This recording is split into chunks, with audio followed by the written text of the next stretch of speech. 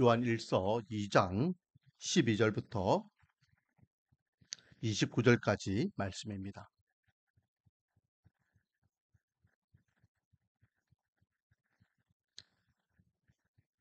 신약성경 389페이지, 390페이지 되겠습니다.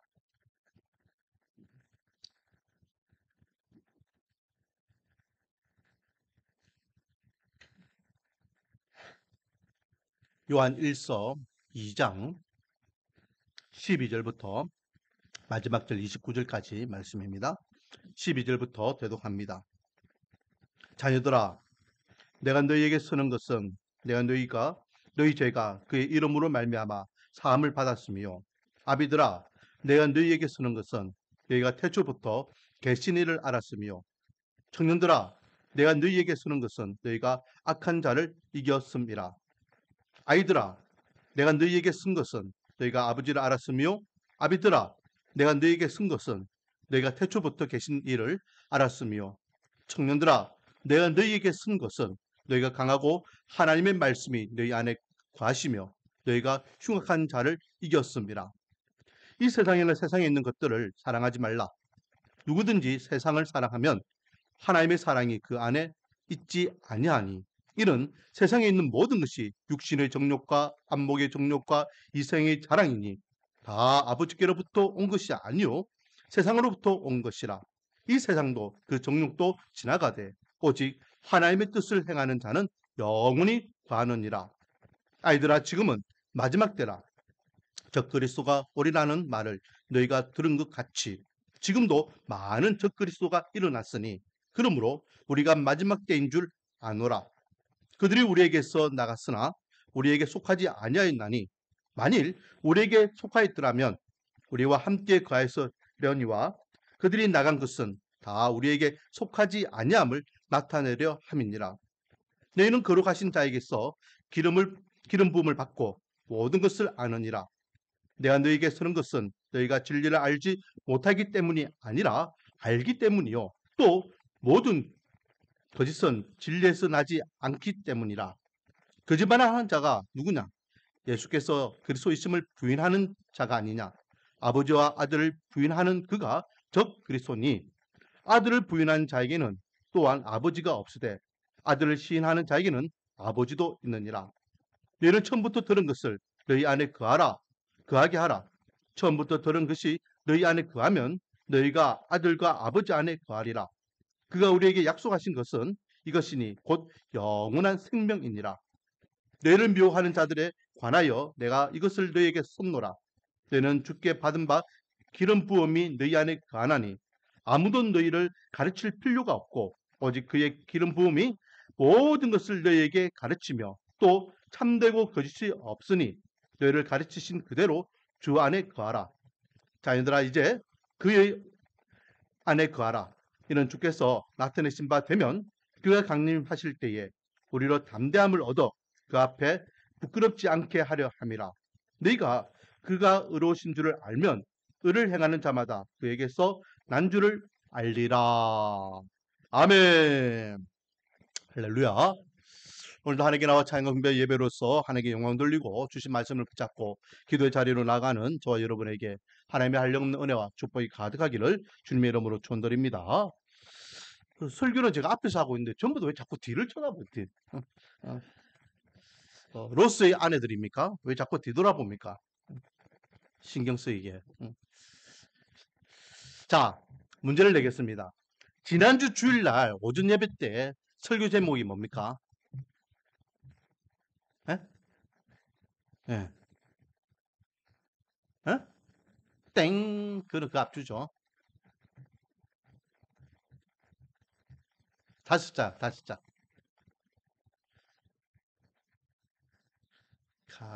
감사합니다. 뭐라고? 아니, 오후 말고 오전. 그렇죠. 온전한 예배. 우리가 온전한 예배를 드리기 위해서는, 역설적으로 그랬죠. 온전한 예배를 드리지 못한 이유가 뭐랬습니까? 온전한 예배를 드리지 못한 이유.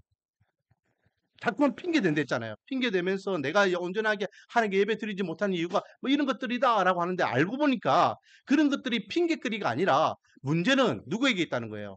나한테 있다는 거예요. 예배 드리는 사람에게 있다. 예배 드리는 사람이 이것이 없기 때문에 온전한 예배를 못 드리는 것이다 했어요. 무엇이 없기 때문에? 믿음, 그 앞에 구원, 바른 구원관이 있어야 돼. 바른 구원관이 있어야지만 그 구원의 은혜가 무엇인지를 깨닫는 사람은, 그래서 제가 마지막 부분에 그랬잖아요. 내가 뭐라고 하면서 제 조세호 이야기도 하고 이미주 이야기도 했잖아요. 내가 뭐라고 하나님께서 날 위하여 이 땅에 오셨고, 내가 뭐라고 예수님께서 날 위하여 대신 십자가에 돌아가셨고, 내가 뭐라고 내 죄값을 대신 치르셨느냐. 그게 은혜랬잖아요. 그게. 자, 그렇다면 바른 예배를 드리기 위해서는 무엇이 필요하다? 바른 구원관이 필요하다. 그러면 바른 구원관이 있기 위해서는 무엇이 있어야 되냐? 바른 믿음이 있어야 된다는 거예요. 바른 믿음. 그리고 이 바른 믿음은 무엇으로 근거할 수 있느냐? 따라하겠습니다. 하나님의 말씀이다. 하나님의 말씀이 있을 때에 그 말씀을 통하여 우리는 믿음이 생기고, 그 믿음을 가지고 바른 구원관을 가지게 되고, 바른 구원관을 가진 하나님의 백성들은 온전한 예배를 드릴 수 있다. 정리됐죠? 그러면은 왜 뜬금없이 오늘 설교 말씀을 하면서 지난주 주일 이야기를 하느냐? 연결되기 때문에 그렇습니다. 그러니까 하나님의 말씀을 우리가 바로 듣고 배우고 익히는 것이 얼마나 중요한지 오늘 본문에 계속해서 반복하고 있는 게 있어요. 제가 누차 이야기하지만 그 본문에서 하나님께서 그 본문을 통해 우리에게 주시고자 하는 메시지는 분명히 있다고 했습니다. 구월을 문어체로 기록했을 뿐이지, 하나님께서는 이 2장 12절부터, 아니 2장 전체에서 계속해서 우리에게 하시고자 하는 메시지가 있는데, 그 메시지는 무엇을 알 수 있다? 무엇을 알 수 있다? 반복으로 알 수 있다. 반복으로. 반복하는 부분을 우리 찾아내면 된다 했어요. 단어가 반복되는지 문장이 반복되는지. 자, 그러면 오늘 본문에요, 반복되는 게 있습니다. 반복. 초두에 그게 많이 있었죠. 12절부터 많이 있었습니다. 에? 아닌데요. 어? 아니에요. 뭘까요? 아니에요. 아니에요. 12절에도 있고 13절에도 있고 14절에도 있고 15절에도 있고 16절에도 있고 17절에도 있고. 그렇죠. 그렇지. 쓰는 거. 내가 너에게 이걸 쓰는 건, 내가 너에게 쓰는 건, 내가 이게 너에게, 그 앞에 그 목적어는 다르죠. 누구에게 쓰는 것은 그건 다르지만은, 그러나 쓰는 것이에요. 쓰는 거. 그러니까 이 말은 뭐예요? 이 성경 말씀이 기록된 목적은 무엇이냐 이 말이에요. 그래서 오늘 본문은요, 성경의 역할입니다. 성경. 하나님 말씀의 역할에 대해서 우리 생각해 보기를 원합니다. 그게 두 가지인데요. 먼저 12절부터 17절까지가 한 내용이 될 것 같고, 18절부터 27절까지가 한 내용이고, 28절, 29절은 이제 결론적인 부분이에요. 자, 그러면 먼저 12절부터 17절까지는요, 한마디로 이야기하면 성경이 기록된 목적, 하나님께서 우리에게 이 말씀 주신 목적, 그 성경의 역할이 무엇이냐? 결론적으로 17절입니다. 자, 17절 같이 한번 읽어보겠습니다. 시작. 이 세상도 그 종육도 지나가되 오직 하나님의 뜻을 행하는 자는 영원히 가느니라. 자, 뭘까요? 성경의 역할. 성경 말씀을 통하여 그 말씀을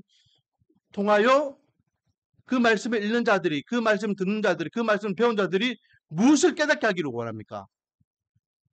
하나님의 뜻을 깨달아서 그 뜻을 뭐하는 자? 행하는 자. 하나님의 말씀을 깨닫고, 하나님께서 뭘 하기를 원하시는구나. 하나님의 뜻이 무엇이구나. 그리고 그 뜻대로 살아가게 하는 것이 말씀의 역할이라는 거예요. 그리고 그 말씀대로 하나님의 뜻대로 행하는 자는 결국은 어디에 거한다? 영원히 천국에 거하게 된다라고 결론적으로 말씀하고 있죠. 자, 그럼 12절부터 보겠습니다. 12절부터 보면은 대상들은 좀 달라지죠. 처음에는 12절에는 자녀들아, 13절에는 아비들아, 그리고 13절 뒷부분에는 청년들아 라고 되어 있습니다. 그리고 14절에 또 반복하죠. 14절에 아이들아, 그리고 14절 뒷부분에는 아비들아, 그리고 또 후반부에는 청년들아 라고 하면서 반복하고 있습니다. 자, 여기에서요, 우리에게 주시는 또 다른 교훈은 뭐냐면 하나님의 말씀은 듣는 자마다 깨달음이 다 다르다라는 거예요. 지금 제가 여기서 말씀을 전하고 있지만은 말씀을 듣는 우리 성도님 한 분 한 분은요, 이 말씀을 받다 깨닫는 것이 다 달라요. 자기의 어떤 영적 수준이나 자기가 지금 처해 있는 환경이나 어떤 말씀에 사모하는 부분, 이 모든 것들이 다 다르기 때문에 똑같은 하나님의 말씀이라 할지라도 나에게 와닿는 말씀은 다 다를 수 있다라는 것입니다. 심지어 설교하는 목사도 야 오늘 진짜 설교 잘했다. 와, 내 진짜 오늘 멋들어지게 했다. 라고 하지만 받는 성도는 야 오늘 목사님 설교 왜 저러노? 라고 할 수도 있다 없다? 있다. 받는 사람마다 그 말씀을 받는 사람마다 다 똑같다 다르다? 다르다. 보세요. 자녀들이 있고 아비들이 있고 청년들이 있어요. 이거는 완전히 다른 분류의 세대가 다르잖아요. 그렇죠? 세대가 다른데 그 말씀을 받을 때에 그 말씀을 통하여 그들이 깨닫는 것들이 무엇이냐? 자녀들을 보면 12절 자녀들아 내가 너에게 쓰는 것은 너희 죄가 그의 이름으로 말미암아 사함을 받았다. 이거는요 진짜 연령별로 어린 아이들을 이야기할 수도 있고 영적으로 이제 갓 초신자들을 이야기할 수도 있는 겁니다. 두 개를 다 같이 이야기한다라고 생각하면 돼요. 반면에 아비들은 성숙한 신앙인이라 이야기할 수도 있고 진짜 아버지들을 이야기할 수도 있고 부모님 때를 이야기할 수도 있고 그리고 청년 때는 혈기왕성하게 한 신앙생활 열심히 해가지고 이제 뭐 뜨거워가지고 뭐든지 할 수 있는 그런 신앙인들일 수도 있고 진짜 20, 30대의 청년들일 수도 있고 그렇습니다. 진짜 나이의 세대일 수도 있고 영적 수준일 수도 있고 그것을 이야기하죠. 그래서 자녀들아 너희들이 말씀을 통하여 뭘 깨닫는다? 제3의 은혜를 깨닫는다. 제3의 은혜를. 초신자들이 항상 하나님의 말씀을 통하여 깨닫는 첫 번째가 뭡니까? 제3이에요. 제3. 그리고 두 번째 아비들아 내가 너에게 쓰는 것은 너희가 태초부터 계신 일을 알았습니다. 야 네가 지금 누구 믿고 있니? 하나님 믿고 있지 않냐? 어떤 하나님? 천한 만물 창조하신 하나님. 내 힘으로 내 능력으로 안 되지만은 하나님이 이 역사를 주장하고 계시고 우리의 삶을 주장하고 계시는 것을 왜 믿지 못하니? 창조주 하나님이 너와 함께하고 계시는 것을 깨달아라. 그 이야기거든요. 그리고 청년들아 내가 너에게 쓰는 것은 너희가 악한 자를 이겼다. 한참 유혹받을 때이잖아요. 혈기가 왕성했기 때문에 의욕적으로 뭘 하다가도 금방 쓰러지고 넘어지고 자진할 수 있는 시기입니다. 이때에 어떤 마귀의 유혹과 시험 앞에서도 흔들리지 아니하는 이미 예수 그리스도가 십자가에서 마귀를 이겼기 때문에 승리자의 삶을 살아라 라는 것을 말씀을 통하여 깨닫게 된다라는 겁니다. 자, 다시 한번 반복하고 있죠. 반복은요. 강조를 이야기하는 겁니다. 강조. 그래서 12절, 13절 말씀을 통으로 14절에서 한 번 더 강조합니다. 좀 더 구체적으로 설명하고 있죠. 아이들아, 내가 너에게 쓴 것은 너희가 아버지를 알았습니다. 누구를 알았다? 아버지. 이 아버지는 어떤 아버지? 하나님 아버지. 우리가 하나님을 아버지라고 부를 수 있는 유일한 방법은 뭡니까? 바로 예수 그리스도의 보혈의 피밖에 없음을 믿으시기 바랍니다. 예수 그리스도를 통하여 우리가 제사함을 받았을 때에만 우리가 하나님의 아버지라 부를 수 있는 거예요. 영접하는 자, 곧 그 이름을 믿는 자들에게는 하나님의 자녀가 되는 것을 주셨다 했고 하나님의 자녀가 된 것을 받은 자들이 하나님을 향하여 아빠 아버지라 부를 수 있다라고 예수님께서 말씀하셨습니다. 아무나 하나님의 아버지라 부를 수 있는 게 아니에요. 제사함을 받은 하나님의 백성들만 하나님의 아버지라 부를 수 있는 거예요. 그리고 계속해서 아비들아 내가 너에게 쓴 것은 너희가 태초부터 계신 일을 알았습니다. 한 번 더 반복하고 있죠. 내 의욕, 내 힘, 내 능력, 내 지혜, 내 경험, 내가 가지고 있는 이 사회적인 지위, 능력, 권세 이것을 가지고 살아가는 것이 아니라 천한 만물을 창조하시고 역사를 주관하는 하나님을 바로 깨닫고 하나님의 사람은 겸손하게 주님의 뜻대로 살아갈 수 있는 그런 믿음의 삶을 살아가라. 그 말을 지금 이야기하는 것입니다. 청년들아, 내가 너에게 쓴 것은 너희가 강하고 하나님의 말씀이 너희에게 강하면 너희가 흉악한 자들을 이겼어. 너희들은 이미 하나님의 백성이야. 하나님의 말씀이 너희들과 함께하고 있는데 왜 자꾸만 넘어지고 실패하고 다질하니? 너희들은 이미 승리자의 아들이야. 일어나, 힘내, 할 수 있어. 그렇게 격려하고 있는 것이죠. 더 나아갔어요. 하나님의 말씀을 붙잡지 못하는 자들은 어떤 자들이냐? 하나님의 말씀을 의지하지 못하는 자들은요, 결국은 그들의 마음에 누가 없다는 겁니까? 하나님이 없다는 것입니다. 그래서 15절부터 보면 이 세상이나 세상에 있는 것들을 사랑하지 말라. 누구든지 세상을 사랑하면 하나님의 사랑이 그 안에 있지 않다. 내가 하나님을 사랑합니다 라고 하면서 세상의 것을 더 사랑하고 세상의 것을 더 모든 것들을 마음을 빼앗기고 있다면 그는 너희들 마음속에 하나님이 없는 거야. 제가 누차 이야기하지만 구약에서의 우상숭배는 어떤 우상 앞에 직접 절하고 다른 종교를 믿는 게 우상숭배이지만 신약시대 때의 우상숭배는 뭐라 했습니까? 신약시대 때의 우상숭배는 내 마음에 하나님 외에 다른 것이 있는 게 그 우상숭배예요. 그게 물질이 될 수도 있고 그게 건강이 될 수도 있고 그게 이성이 될 수도 있고 권력과 명예가 될 수도 있고 무엇인가가 지금 하나님보다 더 내 마음을 꽉 잡고 있으면 그게 우상숭배가 된다라는 것이죠. 세상 사람들은 항상 그렇게 살아가잖아요. 16절 이는 세상에 있는 모든 것이 육신의 정욕과 안목의 정욕과 이생의 자랑이다라고 하면서 이것이 세상 사람들이 살아가는 그 세상 사람들이 욕심 부리고 삶의 이유가 삶의 목적이 여기에 있다. 그런데 이것은 하나님 아버지께로 온 것이 아니라 세상에서 나온 것이다. 마귀가 주는 것이야. 그런데 너희들도 거의 똑같이 거기 휩쓸려 있어? 너희들 마음속에 그러면 하나님이 없는 것이야. 그만 하나님의 백성이 아니야. 하나님의 말씀을 깨닫고 하나님의 말씀의 은혜를 누리는 자들은 세상 것에 마음을 빼앗기지 않고 오직 그 마음에 하나님의 사랑이 가득하고 하나님의 사랑이 가득한 하나님의 백성들은 하나님의 뜻대로 행하게 되고 하나님의 뜻대로 행하는 자들은 천국을 소망하게 돼 라며 결론적으로 17절 이 세상도 그 정욕도 그렇게 마음을 빼앗겨서 그렇게 쫓아가던 이 세상과 그 정욕, 욕심 그 모든 것들이 다 지나가고 없어질 때에 오직 하나님의 뜻을 행하는 자는 영원히 천국에서 영생의 기쁨을 누리게 될 것이야 라고 말씀하고 있습니다. 자, 이 말씀을 오늘 우리에게 적용해 보기를 원합니다. 우리는 하나님의 말씀에 입각하여서 하나님의 뜻대로 지금 살아가고 있습니까? 아니면 또 다른 세상의 정욕과 안목과 이생의 이런 것들을 쫓아서 살아가고 있습니까? 세상 사람들처럼 똑같이 그렇게 우리가 살아간다면 우리는 아직까지 입으로는 내가 주를 믿는다라고 하지만 내 마음속에는 양다리 신앙일 수 있다. 하늘의 소망을 바라보지 않고 이 땅의 것에 마음을 빼앗기고 살아갈 수 있다.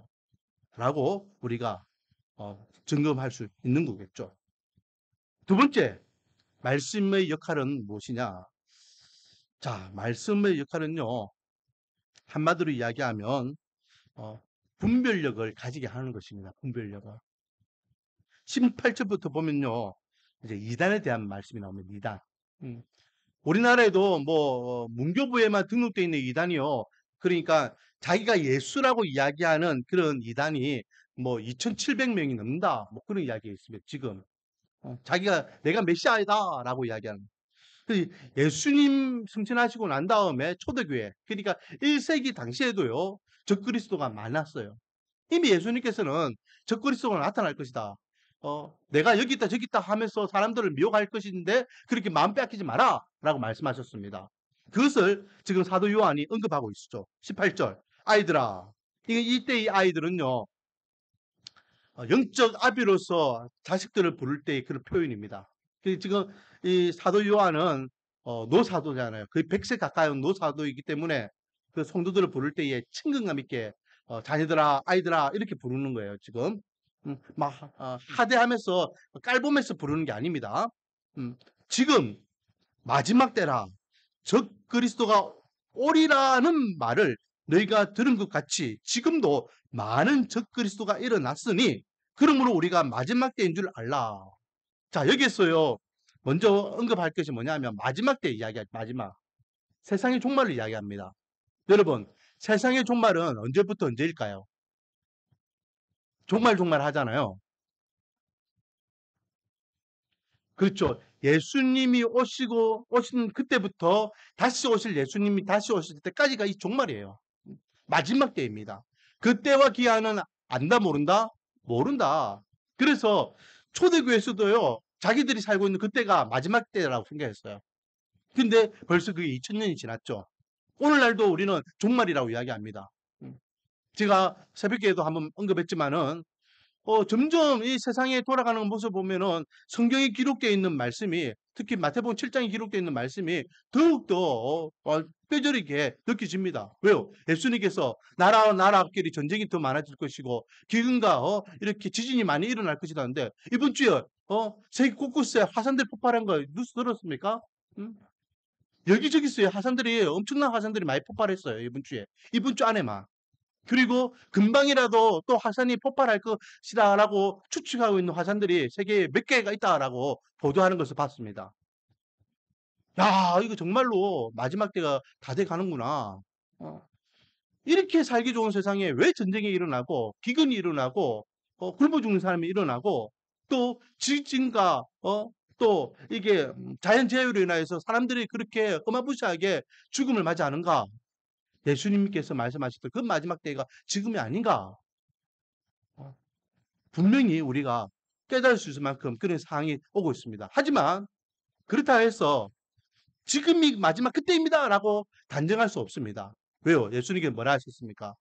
그때가 시작되겠지만 그때가 시작이지 음, 그때 바로 일어나지 않는다라고 분명히 말씀하셨습니다. 그래서 우리는 예수님 때도 마찬가지고 또 사도 요한 때도 마찬가지고 지난 2000년 동안 계속해서 마지막 때 종말을 살아가고 있다라는 것이죠.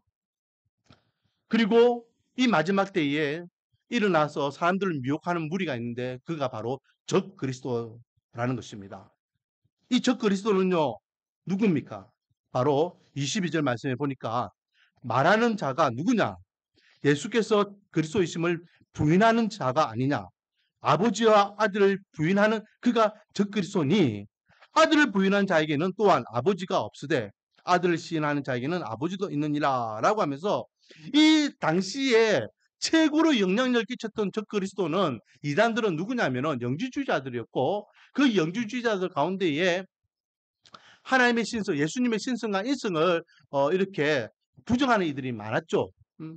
그러면서 자연스럽게 하나님의 신성까지도 이렇게 부정하려고 하는 이들도 많이 발생하고 됩니다.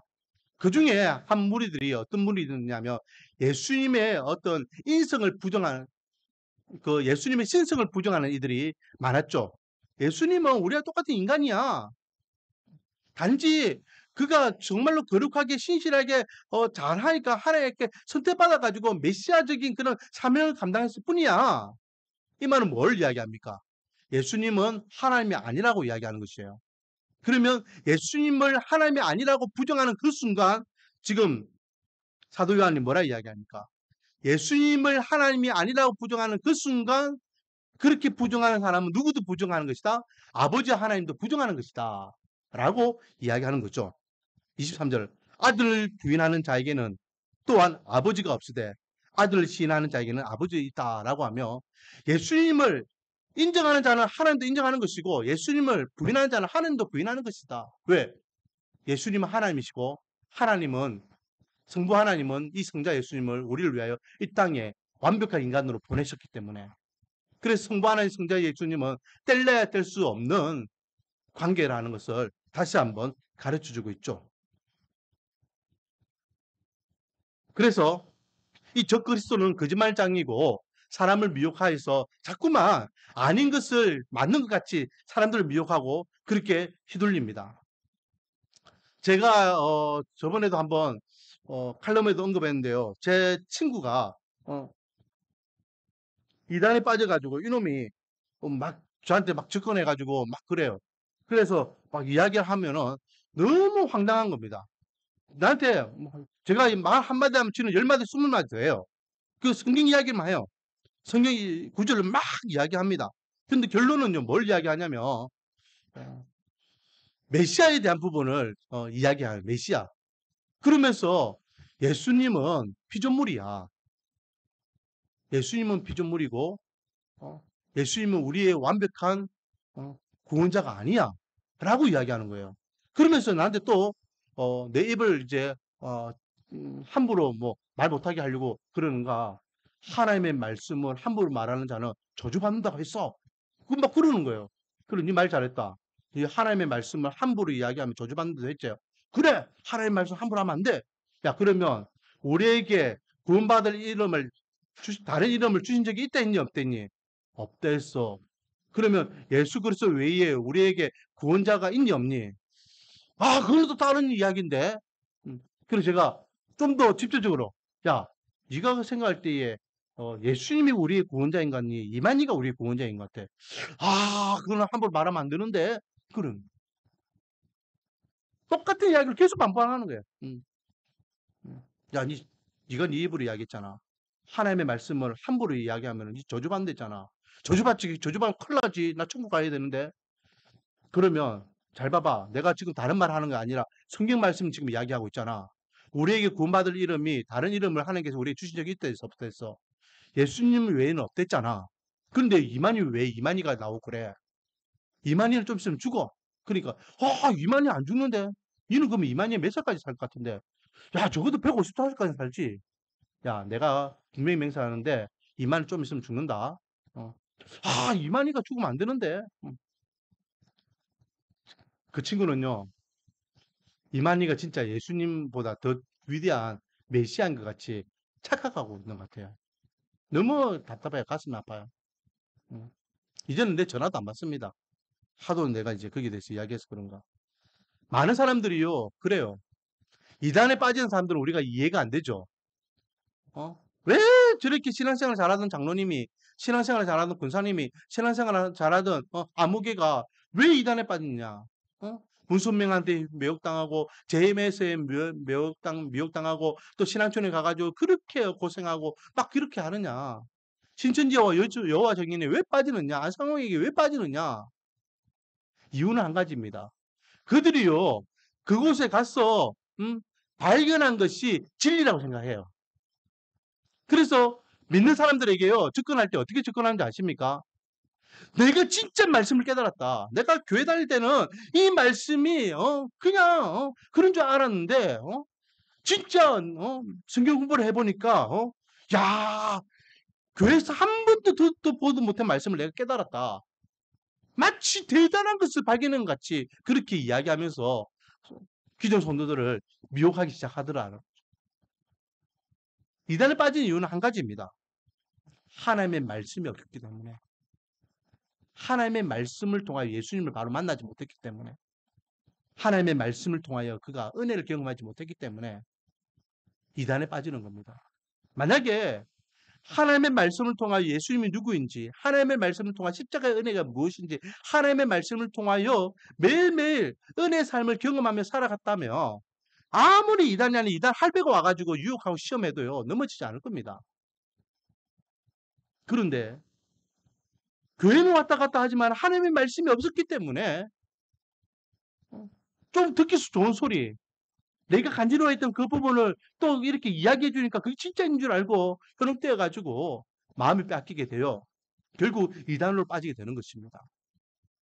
이단을 방지하는 최고의 방법은 하나님의 말씀에 무장되는 것입니다.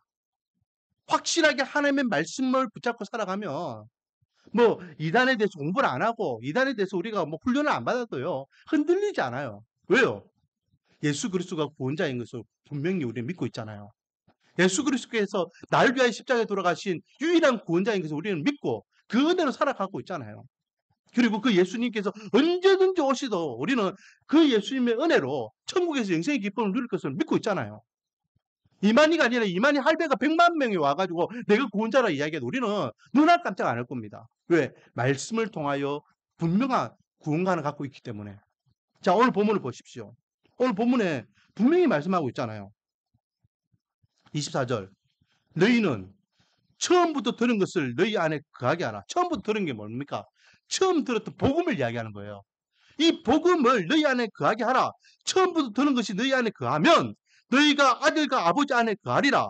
하나님의 말씀, 이 복음이 너희 안에 딱 있고 너희들이 그 말씀 안에 딱 거하게 되면 하나님 그리고 예수 안에 우리가 딱 살아가기 때문에 결국은 어떻게 된다? 25절 같이 읽어보겠습니다. 시작. 그가 우리에게 약속하신 것은 이것이니 곧 영원한 생명이다. 아버지 하나님께서 우리에게 약속하신 것, 예수 그리스도께서 그 약속을 위하여 이 땅에 오신 것이 바로 저와 여러분을 어떻게 하기 위해서 영원한 생명을 주시기 위해서 그 영원한 생명이 구원이잖아요. 그게 보장되어 있고 거기에 대한 확고한 믿음이 있는데 어떻게 흔들리겠습니까? 26절 너희를 미혹하는 자들에 관하여 내가 이것을 너희에게 선노라. 너희는 주께 받은 바 기름 부음이 너희 안에 거하나니 구원받은 하나님의 백성으로서 확고한 믿음과 신앙관이 너희에게 거한다 이 말이죠. 그러면 아무도 너희를 가르칠 필요가 없고 오직 그의 기름 부음이 모든 것을 너희에게 가르치며 또 참되고 거짓이 없으니 너희를 가르친 그대로 주 안에 거하라 라고 하며 성령 하나님의 기름 부음을 통해서 분별력을 가지고 바로 하나님의 말씀을 가지고 하나님 안에 거하는 자는 다른 것들이 필요 없다는 거예요. 흔들리지 않는 믿음의 사람으로 어떤 적그리스도 앞에서도 믿음이 유혹을 받지 않는다라는 것입니다. 원하기는 우리는 약한 자입니다. 그래서 제가 어릴 적에 공부할 때는요, 이단들하고 상종도 하지 마라.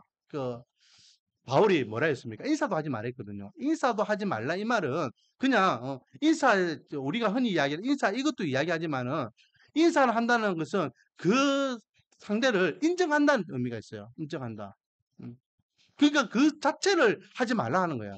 그들이 갖고 있는 사상, 철학, 가치관, 사고관, 구원관 이런 것들을 인정하지 않기 때문에 우리는 상종하지 않는 거예요. 그래서 인사도 하지 마라 이 말이거든요. 그래서 우리는 그렇게 훈련받았어요. 그래서 이단은 마치 뿔난 마귀 새끼처럼 그렇게 생각했어요. 그러나 분명히 이단에 대한 사상은 우리가 경계해야 됩니다. 그거는 우리가 이길 수 없어요. 영적인 부분이기 때문에. 마귀가 얼마나 요물입니까? 우리 약한 부분을 사사사사 해가지고 우리를 유혹합니다. 그러니까 많은 사람들이 이단에 빠지죠. 하지만 그 이단에 빠진 사람들은 우리가 어떤 마음을 가져야 된다? 긍휼히 여기는 마음을 가져야 돼요. 불쌍하잖아요. 내 부모 형제가 거기에서 허우적거리다 결국 지옥 가면 어떡합니까? 제 친구가 그렇게 이단에 빠져가지고 메시아를 엉뚱한 사람을 메시아라고 생각하고 있는 게 얼마나 가슴 아픈데요. 그래서 이단에 빠져 있는 그 무리들은 우리가 불쌍히 여기고 이단 사상에 대해서는 우리가 경계해야 되는데 거기에 대해서 우리가 분명한 가치관을 가지고 흔들리지 않는 믿음을 붙잡을 수 있는 유일한 방법은 하나님의 말씀밖에 없습니다. 그리고 그들에게 내가 뭘 말로 해가지고 어떤 설득을 해가지고 뭘 가르쳐가지고 그 사람들을 깨우쳐가지고 돌아오게 하겠다? 그거는요 불가능한 일이에요. 그들은 이미 거기에 세뇌됐기 때문에 수단과 방법을 해도 안 돌아옵니다. 오직 하나님의 말씀을 전할 뿐입니다. 하나님의 말씀, 야, 내 진짜 부탁인데 하나님의 말씀 한번 읽어봐봐. 하나님의 말씀에는 능력이 있습니다. 하나님의 말씀에는요, 말씀금이라고 했습니다. 그래서 그 영혼을 살리고자 하는 계획이 있으면 하나님께서는 말씀을 통하여 그 영혼을 깨우쳐 주시고 일깨워 주시고 살려주시는 은혜가 있을 줄 믿습니다. 자, 오늘은 말씀의 역할, 말씀의 능력에 대해서 생각했습니다. 두 가지입니다. 하나는 우리가 말씀을 통하여 하나님 뜻을 헤아려 하나님의 뜻대로 행하는 자가 되어야 된다. 말씀을 깨닫지 못하고 말씀을 듣지 못하는 자는 어떻게 산다? 세상의 정욕의 마음을 빼앗겨 살게 된다. 두 번째는 적그리스도. 적그리스도의 마음을 빼앗기는 것. 이단에 빠지는 이유는 말씀의 은혜가 없었기 때문이다. 그러므로 말씀을 통하여 예수 그리스도를 분명히 믿게 되면 어떤 유혹과 시험 앞에서도 흔들리지 않는 그런 사람이 된다라는 것이죠. 자, 결론적으로 28절, 29절입니다. 자녀들아, 이제 그의 안에 거하라. 이는 주께서 나타내신 바 되면 그가 강림하실 때에 우리로 담대함을 얻어 그 앞에서 부끄럽지 않게 하려 함이라. 너희가 그가 의로우신 줄 알면 그를 행하는 자마다 그에게서 난 줄을 알리라 라고 하며 우리가 말씀을 통하여 늘 예수 그리스도 안에 거하는 삶을 살아야 될 줄 믿습니다. 그래서 마지막 때에 주님께서 다시 오실 때에 저와 여러분은 부끄럽지 않게 주의 앞에 당당히 서서 구원받은 하나님의 백성으로서 영생의 기쁨을 누리게 될 줄 믿습니다. 또한 뿐만 아니라 우리는 그렇게 주님의 은혜가 무엇인지 깨달은 하나님의 백성으로서 의로운 삶을 살아가게 될 줄 믿습니다. 내가 예수를 믿는다라고 하면서 삶이 의롭지 못하면 그것은 바로 예수님을 믿는 삶이 아니죠. 그래서 29절에 그가 의로우신 줄 알면 깨달으면 의를 행하는 자마다 그에게서 난 줄을 안다. 그 의를 행하게 된다. 그래서 안디옥 교회 성도들은 그리스도인이라는 칭함을 받은 우리는 그리스도인이라는 칭함을 받아야 됩니다. 우리의 모습을 통해서 야, 저 사람 진짜 예수쟁이네. 야, 진짜 저 사람은 교인 맞다. 라는 칭함을 받아야 될 줄 믿습니다. 원하기는 주님 앞에 서는 그날까지 말씀 안에 거하며 말씀의 인도하심을 통하여 하나님의 뜻을 분별하여 하나님 앞에서 하나님의 인정받고 칭찬받으며 어떤 유혹과 시험 앞에서도 흔들리지 않는 믿음의 고속들이 되기를 주님의 이름으로 축원드립니다. 우리 찬양 한 곡 부르고 함께 기도의 자리로 나가기를 원합니다. 찬송가